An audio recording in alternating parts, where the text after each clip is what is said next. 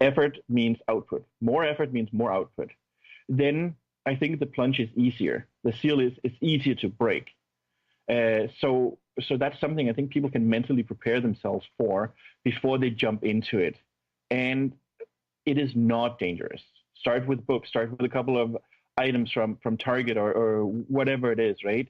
And just get that seal broken. Once that's done, it's a completely different feeling in your head.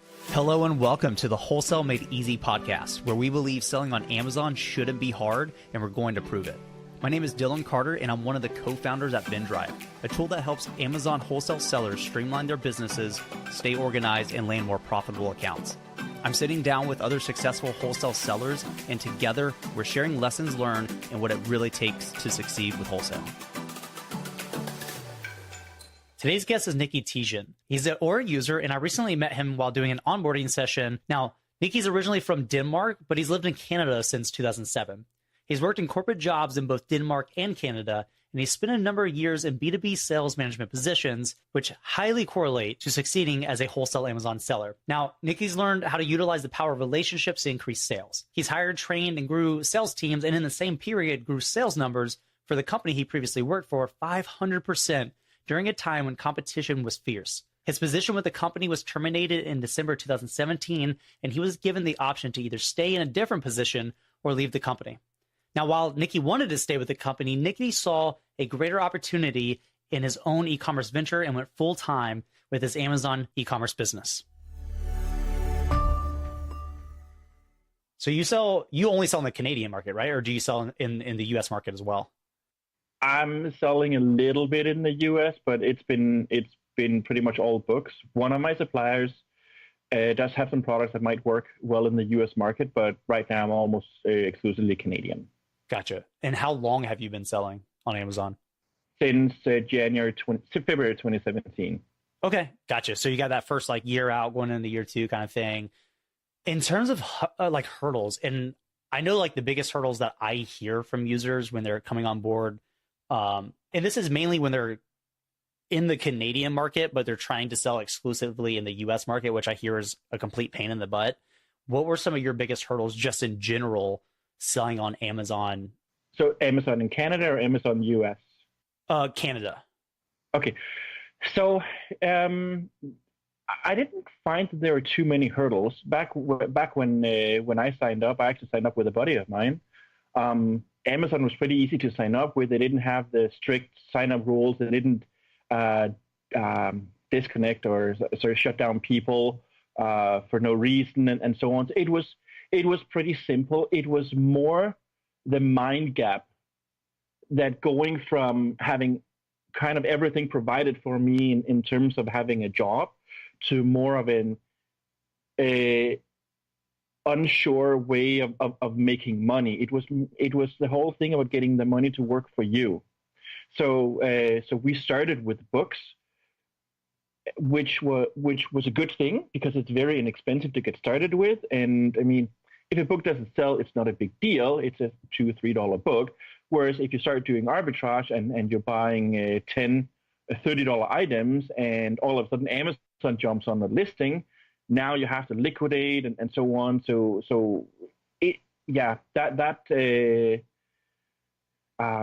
Starting with books just made it so much easier for us. We didn't go into wholesale for about a year, actually. Interesting. I kind of went that same route, and I actually suggest that. Not that you do that for that long, but if you've never shipped anything in, go to Target, go to Walmart, whatever local store, and do just 1 to 2 shipments.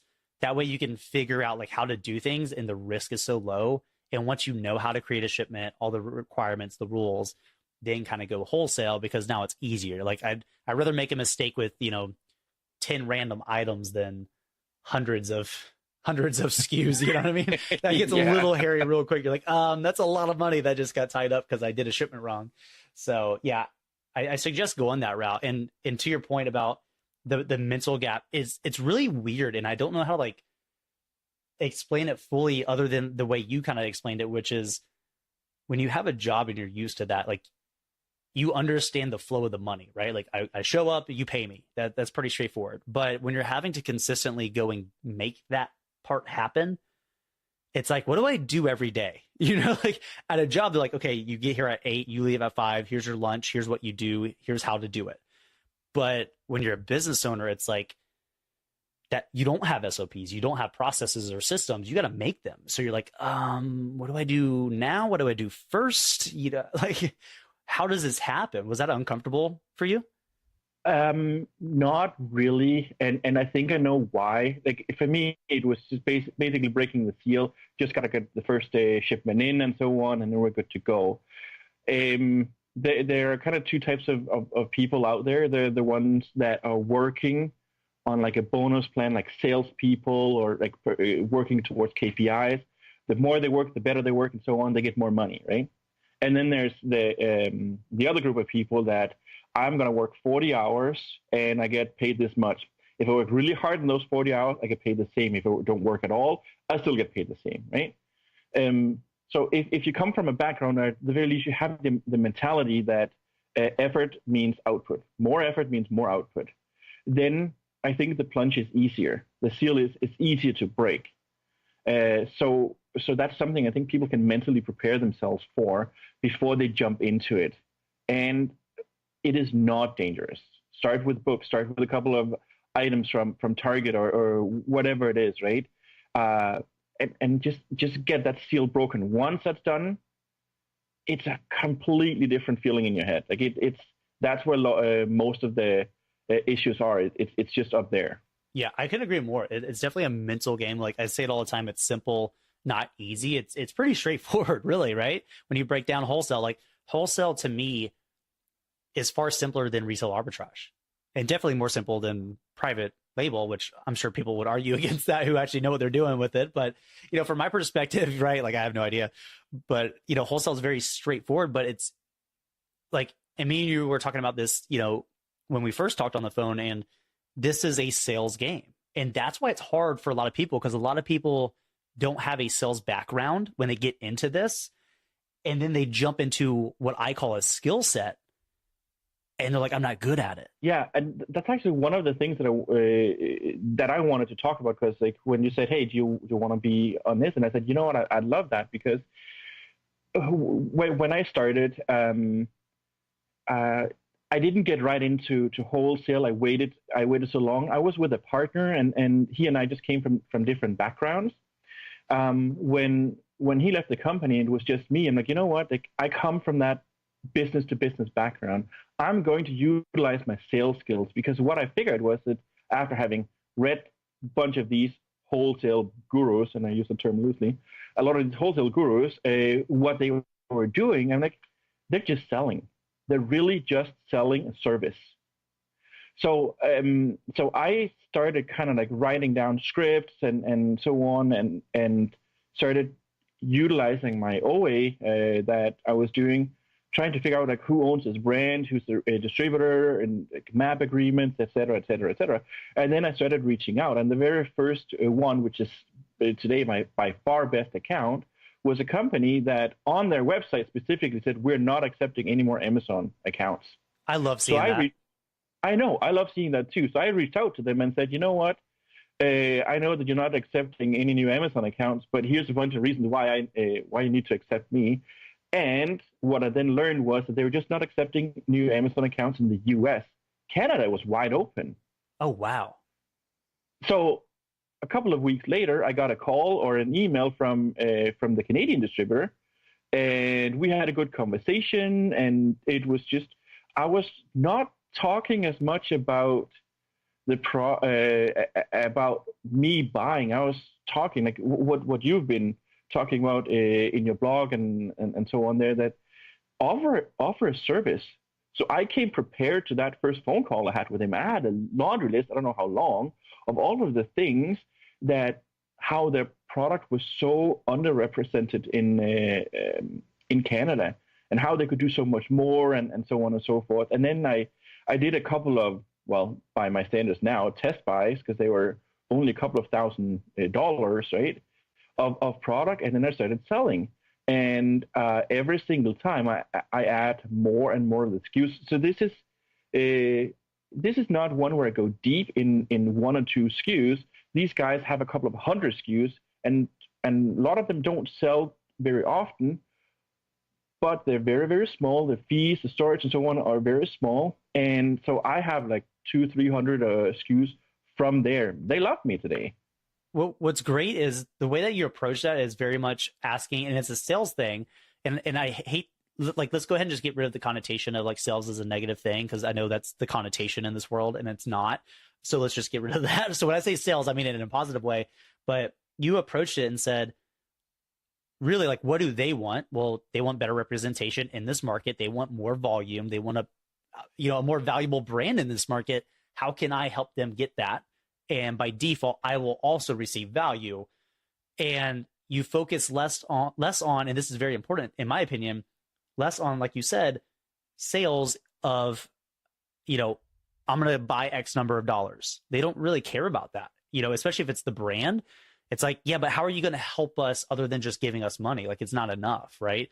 And we think, well, if I'm trying to give you $10,000, for a lot of us, that's a lot of money. We're like, why is that not enough? That's $10,000. But in the bigger scope of things, if you zoom out, that's really not a lot to them. And they're more interested in the strategy of, what's the long-term plan here? How do you increase the value? How do you increase the size of the pie? We don't want just $10,000 every month. We want 10, then 15, then 20, like growth, right? And so you're plugging yourself into there from what they want. Yeah. And absolutely right. That's how I like to approach it from the sales background. Is that the only way of doing it? Most certainly not. There are some companies out there that if you write a big enough check, they will work with you, right? Regardless of everything else. It's just the money. But there are the ones where they say, you know what? It's great that you can provide all of this money, but if you're going to be a royal pain in the butt, we don't want to work with you. We want you to help us bring stuff to market and so on. And you can do that by listening to them.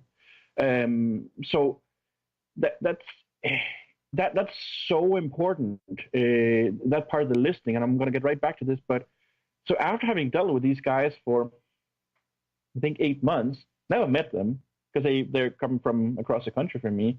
I went to a conference and they were there along with a bunch of my other suppliers. And I said, I need to meet with you. I need to sit down. We need to talk strategy for 2019. And I said to them, you know what, guys, this year I'm going to increase my spend with you 4 times over. So I'm going to go from this amount to that amount for next year, or for this year, but I can't do it alone.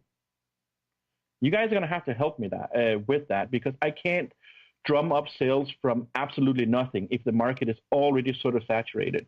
So let's sit down and have a conversation on how to make that happen. And we did, and we had some really great conversations, and they're still going on because they've got some more product lines and so on that we're talking about. And it wasn't until, as I said, like 8 months later where I started bringing that stuff to the table, because I kind of got the feeling that it's not that they need money, they need good representation. And when I used to train salespeople, because I did that quite a lot, one of the things was on listening. And I used to teach salespeople that when you call someone, you have to initiate the conversation and then get it going. It's not a sales conversation. You're talking to a person. That person has a dog. That person might be interested in baseball. That person might like boating. So many different things. You need to talk to that person as a person. Get them to open up. Get them to start talking about their business, their passions, their interests, and so on. And once you have all of that stuff down, remember, make notes. Once you have all of that stuff down, you can start to have a conversation about their business. How can I help you? Because if you don't know anything about them, the dreams, the goals, the visions, whatever it is, if you don't know, you can't properly present something that they're going to like. Because if you come in and say, I'm going to buy this much from you, well, that's great. Because you're approaching it as if you know that you're going to be buying this much, you're going to be selling it for that much, and you're going to be making X amount of money for that. But that's very much from your own perspective. You are completely ignoring their perspective. And that's what I think a lot of people are missing. Yeah, I agree. The listening, getting the blueprint from them. Yeah, and I'm so glad you just said getting the blueprint from them, because when I wrote the blog post about, and I didn't paint it this way because a lot of people don't have, the sales terminology, but I wrote about objections. There's like 4 to 5 main objections that I've experienced, and I got that through listening, and they will literally give you the blueprints of why they don't like selling to Amazon sellers. If it is a pain point, they will tell you this is what we don't like. Cool. You can structure the conversation moving forward and say, hey, listen, I know this is a pain point for the majority of sellers or suppliers or brands. Here's how we approach it so it's not painful for you, right? Target those things and get them to understand that you're not painful to work with. You have good communication. You're not a small fish. You don't ask for, 80% discounts and then place a $500 order. All these things that do matter, but you're not going to know them unless you listen, unless you ask. But, to your point too about the fact that you're talking to a person, when you approach them as, here's how much money I want to spend to you, and that's the only conversation, that's a transaction.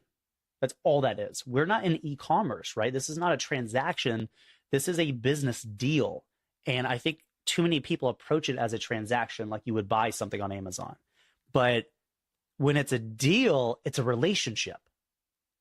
That's it, right? So having a conversation, and you talk about, asking about, are they into baseball? Like, obviously you're not like, hey, are you into baseball? But you're listening for those things. And I try to make it a point to make a supplier or whoever I'm talking to laugh.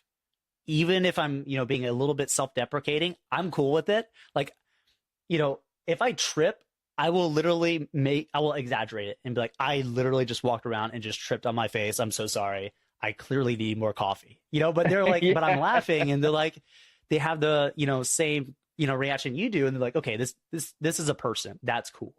I've had ones where, I live in Jacksonville, Florida. The rep had lived in Boca, going to college. And so I know he knows about Jacksonville. So I started joking about how terrible Jacksonville is.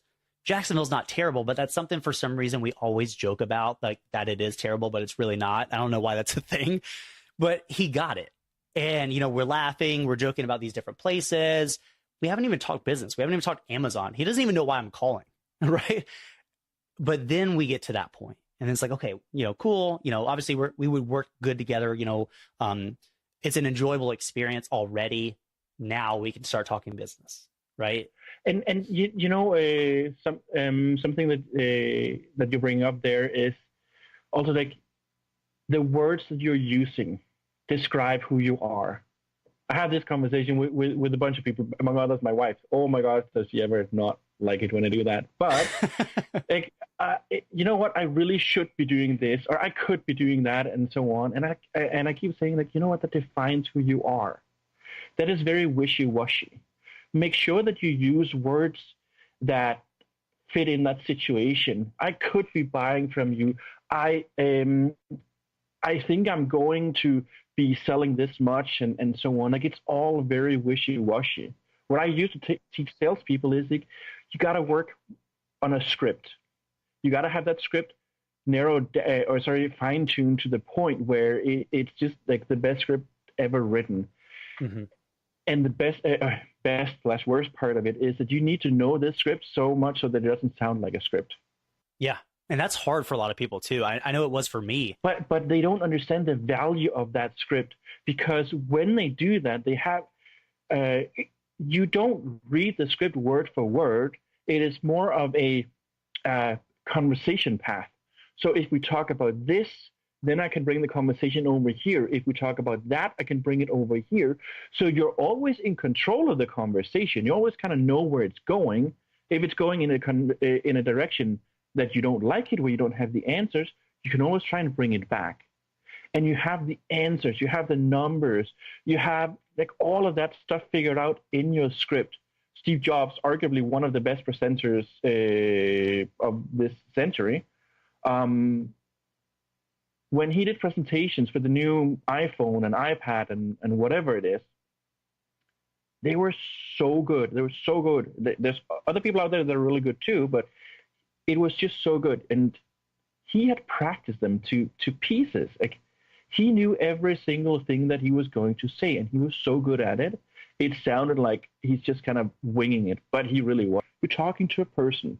That person has a dog. That person might be interested in baseball. That person might like boating.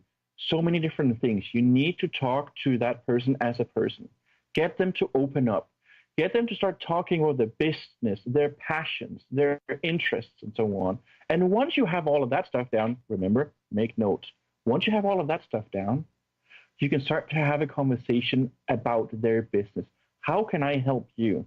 Because if you don't know anything about them, the dreams, the goals, the visions, whatever it is, if you don't know, you can't properly present something that they're going to like. Yeah, and it's something that so I was a personal trainer before, so I had to learn sales. That's how I learned it. And we did role playing. The GM would come in, big jack dude, we'd be like, all right, let's go in the office, sit down. He'd be like, I'm a 38-year-old single mom, go. And here's my objection, right? So learning how to overcome objections. And what's interesting I found talking with suppliers is it's the same conversation over and over and over again. But to your point, different paths sometimes. And when you know what the objections are and you know what to say to overcome them, when you get a question that stumps you, like, and I know that I hear this one all the time, they ask me what my track record is. Dylan, I'm brand new. I can't tell them, I've sold $5,000 in a year. Switch it up. We all had to get over that. So it's understanding that, okay, instead of, saying that, you turn it around to where you might say something along the lines of, we're brand new. So we're within the first year, we're kind of ramping up right now. And what we're looking for is, a supplier, preferably just one, and you look like we'd be a good fit together that we can start spending 10, 15, 20 grand a month with in this category. Right. So I'm rerouting it back to where I want, and we're still talking numbers, but I'm giving you a different answer because I don't want to tell you that I've only done $5,000 this month. Right. But it's things like that.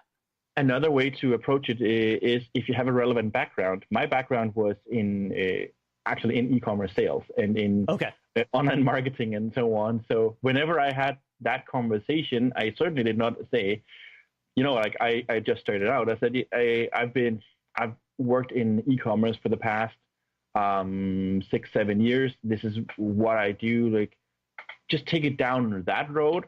So while I didn't answer how much I had sold online, I certainly wowed them with experience in e-commerce and so on. Like that's how you can approach it as well. Use relevant background, and there is a little bit of faking it till you make it at some point. There is, right? there always is, yeah.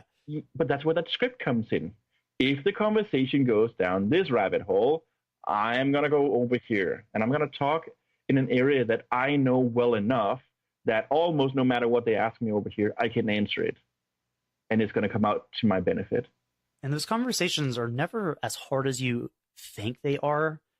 Like when you first get started, and this is any kind of sales, you immediately get like a pounding heartbeat. You're like, okay, I got to call them. But what if they ask me this? What if they ask me this? And they hardly end up asking you any of the things you thought they would. And then they ask you something you weren't prepared for. You're like, I don't know. Right. And you hang up, right, and run. It's okay. You're going to go through that. Most of us do. But when you get asked a question that you don't have an answer to, don't freak out. It's okay to be like, what? I've never been asked that question, so, I'd have to look into it. Let me write that down. I'll get back to you. Go to the next thing, right? Like you can always bring it back even if you don't have an answer. Yeah, exactly. And that is, again, my sales training, I always fall back on that because I think it's so powerful even in this business. And it is that when I was doing role-playing mock calls with people, I would always ask them questions I knew that they didn't have the answer to because I wanted to know, how do you deal with that? The best ones were the people who confidently could say, you know what, I don't know. I don't have the answer to that, but if this is important for you, I will most happily get you the answer. Yep. And that's completely sufficient too. They're like, oh, cool. All right, thanks. Or they're like, it's not a big deal. I was just curious. Okay, cool. Move on. Right. Yeah, exactly. Like I don't remember a single call where I had something that I didn't have the answer to. I don't remember a single call where the customer said, no, I need the answer now or else I'm not going to go with you. So they were always reasonable people. I might have been lucky, but Right. Everybody else is like, dying. They're like, why? How are you always getting these? Yeah. But what's interesting, and I think it sums up a lot of people. I know what's interesting to me is, once you accept the fact that wholesale is just doing B2B sales, it's weird because we're selling people to give us the opportunity to give them money, not the usual way around. But if you can accept that, it's actually not that hard of a sale, right? Like, I mean, everything is in a positive favor to that supplier, but it always comes back to like money is not enough value, in my opinion. Now, if you're talking to a sales rep, it can be because they're whatever number you throw out, they're thinking 10% of that as commission. That conversation's always easy, right? You're like, dude, I could spend 10 grand with you. They're like, done. Here's an account. You're done. Let's get you to 20, which is great. But, the majority of the times, I mean, these conversations aren't long too, but I find that when they are, an hour or 2 hours long, they go really well, right? Because you're building that relationship with somebody. And I've actually I built a relationship, and it's funny because you mentioned earlier that you called this supplier that said no Amazon on their site. I love stuff like that because I'm like, that's an easy one, right? Like it's going to be hard to get, but it's actually easy. And before I started making phone calls, I would just send emails, and then the sales rep was like, hey, no Amazon, sorry. I'm like, okay, cool. I was like, you know what? No, I'm going to call. So I call her. We're talking, go through my whole thing. It was a great conversation, 2 hours long. And she gave me some insider information, which was, listen, if you want a discount, she's like, if you sign up with this association and send us your member ID number, I can get you 10% off on top of what I just negotiated with you. And because you're a member, if you spend 20 grand with us in a given year, we immediately give you an extra 5%. And I didn't even ask for it. You know what I mean? Like, she's like, listen, this would be awesome. And I told her, I think I can spend realistically, after looking at the research and the numbers, 10 grand with you. And I was like, obviously, we need to start somewhere. And I would like to obviously, spend as much as I can profitably with you. She's like, cool, well, let's make this work as much as possible. You want to try PPC, all these things. Let me help you get more margin that the company's happy to do. We just don't tell a lot of people about it because obviously we don't want to give everybody free margin. But I had that relationship. I showed a willingness to be flexible. I showed a willingness to grow that account as much as I can and help them hit their goals. And she's like, yeah, I'll give you whatever you need. I mean, that's fantastic. And it wasn't even me trying hard to get those things. It was having a conversation and joking around half the time. Today's episode is brought to you by GoAura.com, our AI-based repricing tool. If you're ready to take your sales to the next level, repricing is the way to go. No more manually adjusting your prices each day. Let our AI actually do the heavy lifting for you. And if you're sick of repricing tools dropping their activity and leaving you in the dark, Aura can help. With smart repricing strategies, an optimized platform, and instant repricing, Aura both reprices faster and holds the buy box for 65% more time than competing repricers. If you're ready to experience repricing reimagined, head over to GoAura.com to start your 14-day free trial. It's like having those conversations are important. For me, I live kind of remote up here in Canada. I live on Vancouver Island. It's like you go to Vancouver and then you jump on a ferry and then you're in Nanaimo. That's where I am. Okay. So I'm like far away from everyone else. The majority of the population live in Ontario, so that's kind of far away. Most of my suppliers are in Ontario, but so what I have done, where I can really utilize some of those sales skills, is that I've joined some networking groups. You said that association, that's fantastic. I've joined networking groups, and probably because of where we are, there's not a lot of e-commerce people. So in me joining these groups, there's a couple of things that have happened. Number one, I'm the e-commerce guy. They come to me and they have questions, and they have lots of questions, and I love helping them. But the other thing is, I don't know if you've ever been part of a networking group, but everyone in a networking group is selling. Every single one, except for one, and that's me. I'm buying. Oh, there it is. I like that. That's good. I am buying. So not only am I the e-commerce guy, but I'm also the buyer, and I can pick and choose whatever the heck I want from all of these people. Now, obviously, some of them are not on Amazon, but that's kind of where the gems are, right?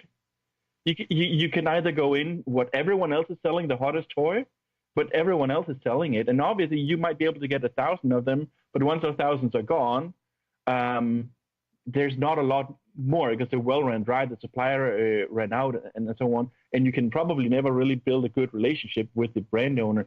In my case, I can build an amazing relationship with the brand owner.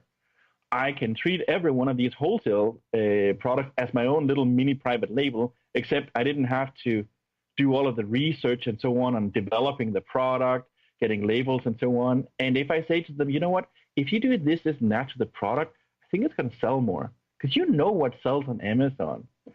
But Dylan, the whole thing about me being the only buyer, that's a gold nugget right there. Yeah, no, I love that. And honestly, I've never heard it put that way. And it makes so much sense because, I mean, really, you have nothing to sell to those groups, right?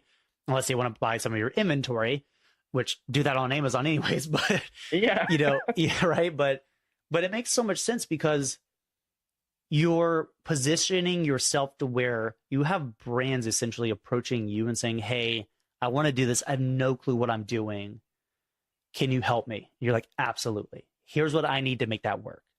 Exclusive agreements. Here's the kind of pricing we need to be around. Here's what I'm going to do for you. Because obviously it's got to be a win-win for everybody. Otherwise, it's a terrible business transaction. But, you almost already have that relationship at least slightly built out.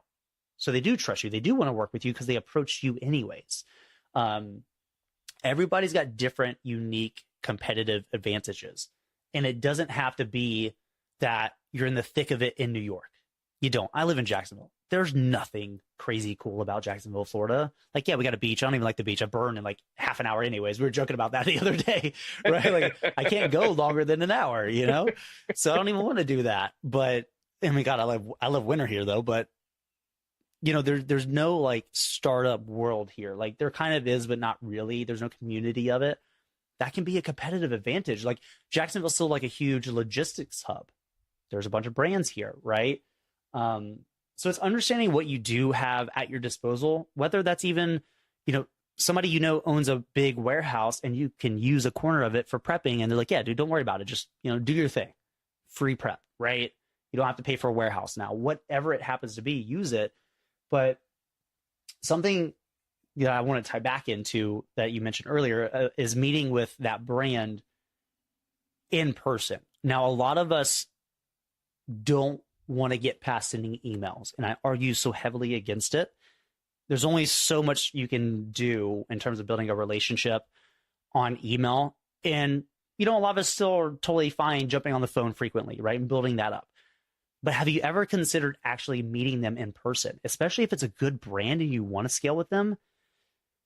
Flights are pretty cheap if they're domestic. I mean, it's not bad. Fly to their city and be like, hey, I'd love to come meet you guys at office, take you to lunch, dinner, whatever. Tell them you're there in town anyways and just book the flight, right? But go and sit down and I guarantee you they will immediately say, or at some point say, no Amazon seller that we worked with has ever seen us in person or offered to come talk to us to talk about strategy and to see how they can help us more. They haven't. The lunch thing, when I met up with my big supplier, I said, I'm buying you dinner. I want to buy you dinner.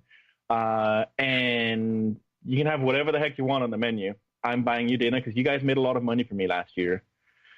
And he actually ended up paying for dinner because he said, you have to reach that spend goal that you have set. Otherwise, I'm going to add that to the final bill of the year.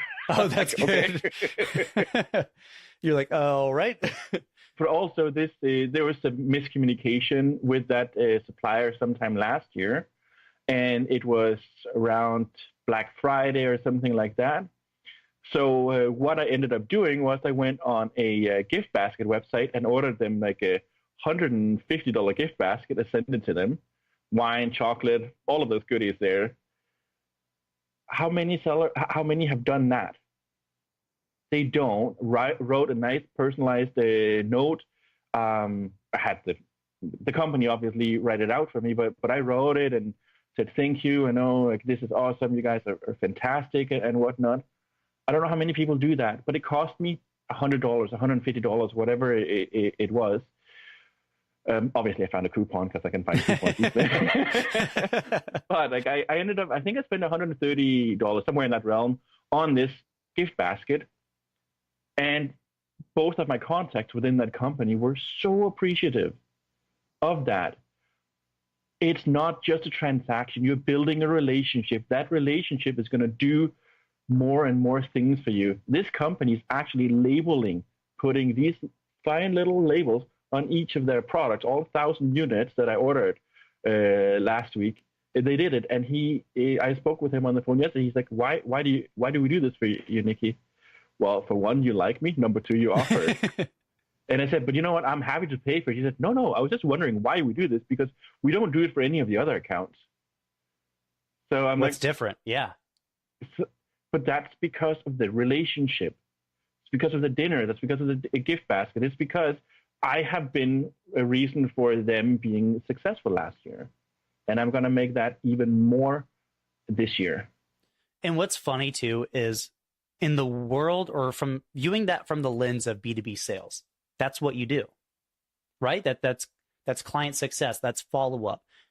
I mean, so it's normal. But in our world, in the Amazon world, from the Amazon lens, people are like, wait, you got to do that? That's a lot, man. That's more than sending 2 emails. Like, but that comes to my major point and my theory, for moving forward in this business model. Don't be an Amazon seller. You should never be an Amazon seller. Obviously, sell on Amazon, but don't be a quote unquote Amazon seller.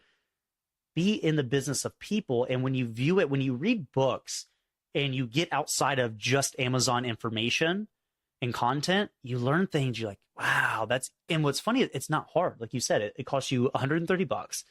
It doesn't really cost you that much in time, but you made somebody feel so special. They're like, man, I would do anything for you, right? And it wasn't much. Like, here's an example, and I love doing this at actually like good restaurants, of course. When I have a great dinner, great meal, whatever, assuming obviously like there's actually a chef, I will handwrite a little note. It's not long. It's just, hey, I truly appreciate this. This was amazing. And it was.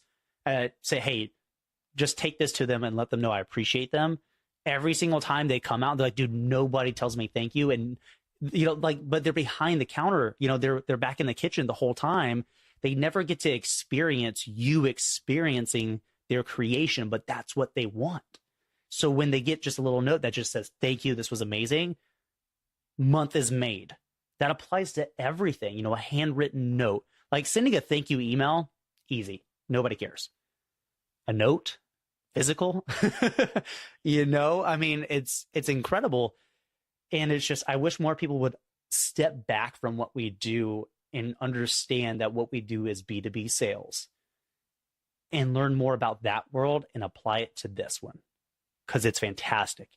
The whole thing about like the Amazon and so on, Amazon has kind of a negative connotation in the supplier world. And I see this all the time, and it kind of like, in Peter Griffin's words, like, it really grinds my gears when people say, I want to start selling on Amazon. And I'm like, okay, just stop. Take 2 steps back.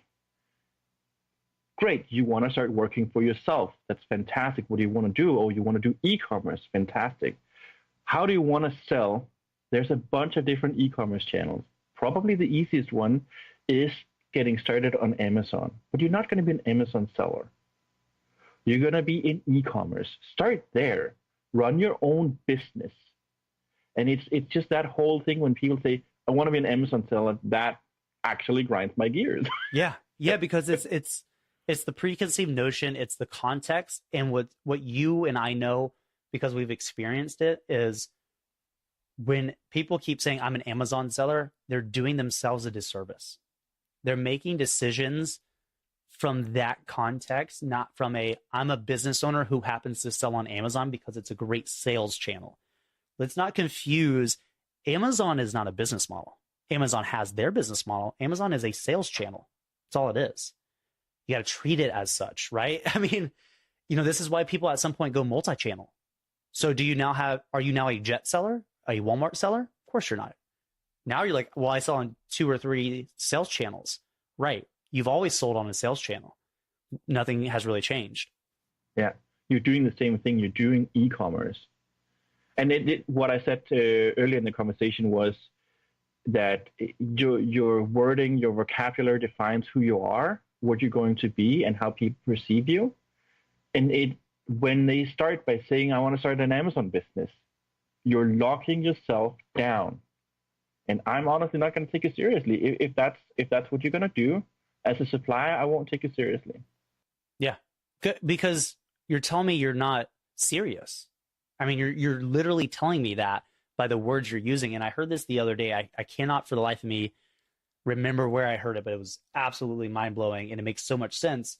And it kind of goes hand in hand with this, and I'll tie it back together, but it was, if you make a statement, you close your mind. If you ask a question, you open it, right? So for people that are viewing the sales side of what we do and they're saying, I don't know if I could do that. That's a statement. You're correct then. You can't do that if that's what you want to say. That's what you believe. But instead of making a statement, ask a question. How could I make this work? How could I learn to be good at sales? How could I practice this so it's easy? What if this was easy? All these questions, when you start looking for answers, life gets way easier, regardless of what it is. Yeah. You're thinking about something. I really wish we could go traveling, for instance.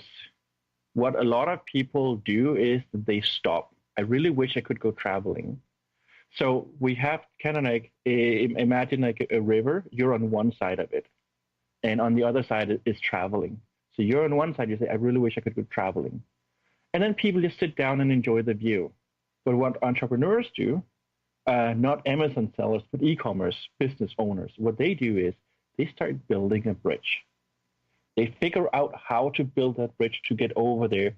And if their goal is to go traveling, or if their goal is to get more accounts, do $10, $15, $20 million per year, whatever it is, they start building the bridge. They don't just accept that this is a pretty view.